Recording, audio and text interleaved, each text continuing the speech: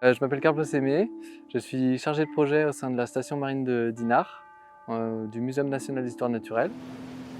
Ici, on est sur le marais de Madrol. C'est ici que se déroule le projet Silure. C'est un projet européen, financé par l'Union européenne, c'est un fait en pas. Le but de ce projet, c'est de savoir si les anguilles jaunes, donc les anguilles au stade de croissance, sont prédatées, si elles sont mangées par le silure. Alors, je m'appelle Thomas Trancard, je suis chercheur au Muséum national d'histoire naturelle depuis 2011. Alors moi je suis spécialisé sur ce qu'on appelle les migrateurs amphihalins. C'est un certain type de poissons qui vont changer de biome au cours de leur vie, c'est-à-dire qu'ils vont changer de masse d'eau, c'est-à-dire qu'ils vont passer une partie de leur vie en eau douce et une autre partie de leur vie en mer. Donc c'est des espèces qui sont très intéressantes et qui malheureusement sont assez vulnérables parce que du coup elles vont être impactées par des pressions qui sont en mer, des pressions qui sont en rivière et des pressions qui sont en estuaire. Parmi tous ces facteurs, j'ai beaucoup travaillé dans ma carrière sur l'effet de la pêche professionnelle, sur les effets des barrages, un peu sur les effets des polluants. Et il y a un facteur qui est apparu il y a quelques années, c'est vrai qu'il est un peu passé sous les radars pendant pas mal de temps, c'est les effets d'un super prédateur qu'on appelle le silure glane.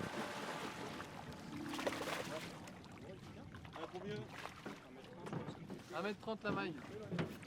Ça c'est un silure qui fait plus d'1,30 m, donc qui est potentiellement prédateur des anguilles, donc on va le marquer pour voir son comportement au sein du marais.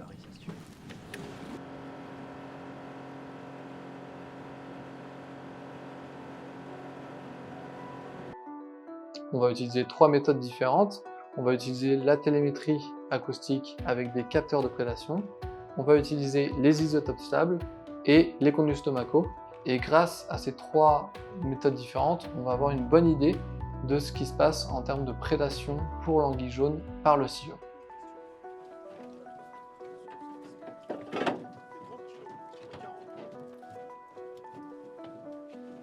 Alors il faut savoir que du coup, nous, quand on travaille sur des poissons, forcément c'est un modèle biologique qui n'est pas très facilement accessible. Et nous, en tant que chercheurs, on n'a pas facilement accès à cette ressource. C'est compliqué, c'est un vrai métier.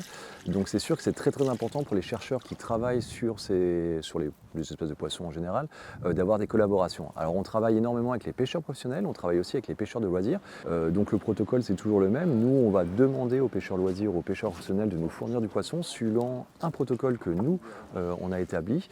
Donc c'est avec des règles très strictes, en règles de bien-être animal et en règles d'intégrité scientifique. C'est-à-dire que du coup, on ne veut pas forcément que l'étude soit biaisée. Comment se porte la population de silure ?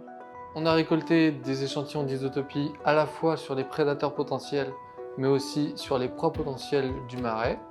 Ensuite, on les a congelés et on les a ramenés au laboratoire.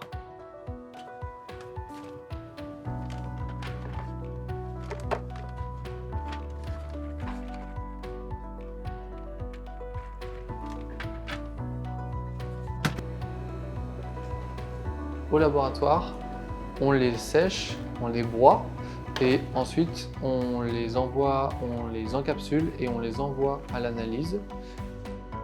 Et ces analyses, elles vont nous permettre de savoir si l'anguille est consommée par le silure ou par le brochet ou même par le cendre.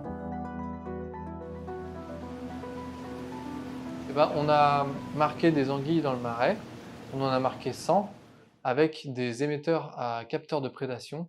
Donc c'est des petits émetteurs acoustiques avec un petit biopolymère qui va venir se dégrader au contact de l'acidité de l'estomac du prédateur. Et ça va nous permettre d'avoir une idée du taux de prédation de l'anguille par le silure ou par les autres prédateurs.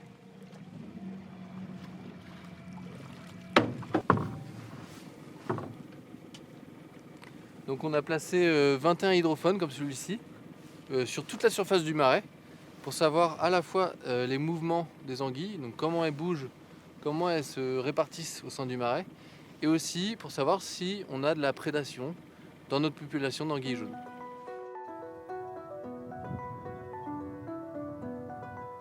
Le but de l'analyse des conduits stomacaux, c'est d'avoir une idée très ponctuelle du régime alimentaire du silure, donc de ce qu'il a consommé vraiment dans la journée, c'est son dernier repas. Et ça nous permet d'avoir une idée vraiment précise de ce qui est mangé. Alors c'est laquelle ? C'est de Silure 93. Ok. Alan, tu veux venir? On va s'en occuper.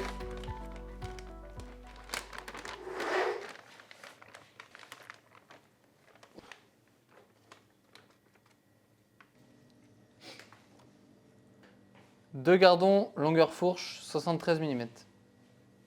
Ok.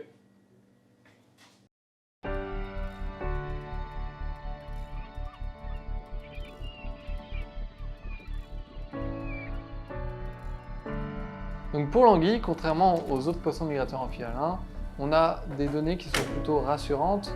On a publié en 2026 sur l'anguille argentée, donc le stade de dévalaison de l'anguille argentée, et on a observé une prédation de sciure de seulement 5% sur la Creuse et la Vienne.